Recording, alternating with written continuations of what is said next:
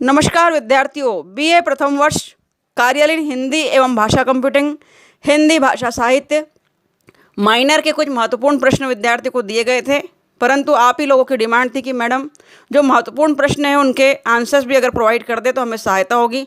तो लीजिए विद्यार्थियों, आपके डिमांड पर कुछ महत्वपूर्ण प्रश्नों के आंसर्स आपको प्रोवाइड करने जा रही हूँ, परंतु समय का अभाव होने के कारण इसे विस्तार पूर्वक एक्सप्लेन ना करते हुए केवल आपको आंसर्स दिखाए जा रहे हैं, जिसे आप नोट डाउन कर सकते हैं और आने वाले एग्जाम के लिए उपयोग में ले सकते हैं। तो लीजिए, पहला प्रश्न आपके समूह के कार्यालयीन हिंदी भाषा का स्वरूप बताइए तथा कार्यालयीन हिंदी का उद्देश्य एवं विशेषता बताइए। प्रश्न आपके सम्मुख था, इसे नोट डाउन करेंगे।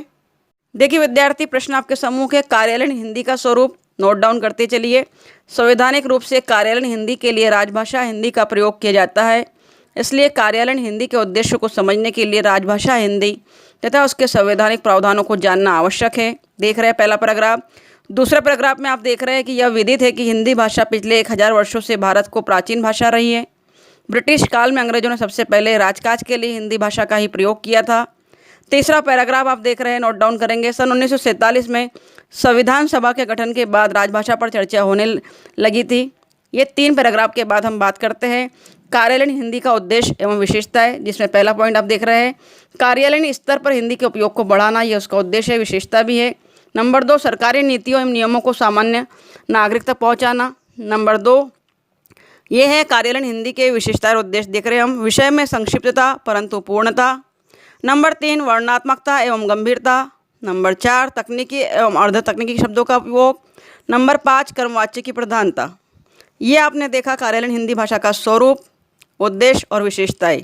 आइए दूसरा प्रश्न जो महत्वपूर्ण है आपके सम्मुख, देख सकते हैं आप, सामान्य हिंदी और कार्यालय हिंदी में संबंध भी पूछा जा सकता है और अंतर भी, तो नोट डाउन करिएगा। आपके सम्मुख है कार्यालयीन हिंदी और कार्यालय हिंदी में संबंध।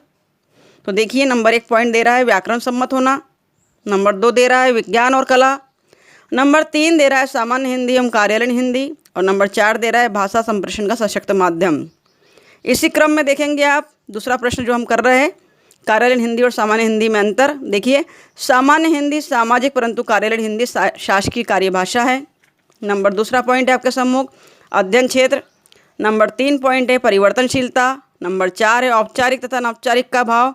और अंतिम पॉइंट है कार्यालयीन हिंदी भाषा का अंतर में, सामान्य हिंदी और कार्यालयीन भाषा में अंतर में 5वां पॉइंट है भाषिक संरचना की दृष्टि से अंतर।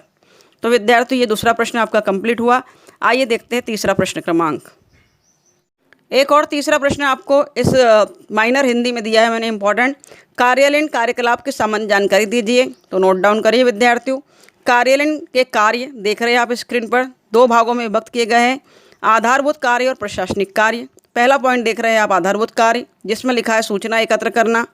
फिर उसमें सूचना एकत्र करने के अंतर्गत क्या क्या आप मेथड लेंगे या क्या क्या स्टेप फॉलो करेंगे। नंबर 1 सूचना का अभिलेखन, नोट डाउन करेंगे।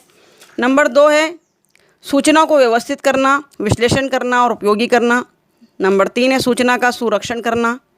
नंबर 4 है सूचना उपलब्ध कराना। और दूसरा, हमने 2 भागों में कार्य को बांटे थे। प्रश्न हमारा है कार्यालयीन कार्यकलाप की सामान्य जानकारी दीजिए। तो प्रशासनिक कार्य, पहला पॉइंट है कार्य व्यवस्था और कार्यप्रणाली का संस्थापन। नंबर 2 लेखन सामग्री की व्यवस्था। नंबर 3 फॉर्म के नक्शे बनाना तथा उन पर नियंत्रण रखना। नंबर 4 कार्यालयीन उपकरणों एवं फर्नीचर की खरीद। नंबर 5 संस्था की संपत्तियों का संरक्षण। और नंबर 6 कर्मचारियों का प्रबंध। और नंबर 7 है अंतिम पॉइंट जनसंपर्क व्यवस्था। तो विद्यार्थियों, इस तरह कुछ महत्वपूर्ण प्रश्न मैं आपको प्रोवाइड कर रही हूँ। अगर आपको इस वीडियो से इस तरह प्रश्न देने से वास्तव में हेल्प मिल रही है, क्योंकि समय का अभाव इसलिए बहुत विस्तारपूर्वक मैं एक्सप्लेन नहीं कर रही हूँ, तो ये 3 प्रश्न आपके समूह के, अगर आपको सहायता मिल रही तो ज़रूर कमेंट बॉक्स में लिखिए क्या इस प्रकार की मेथड से यह आंसर्स आपके लिए उपयोगी साबित हो रहे हैं।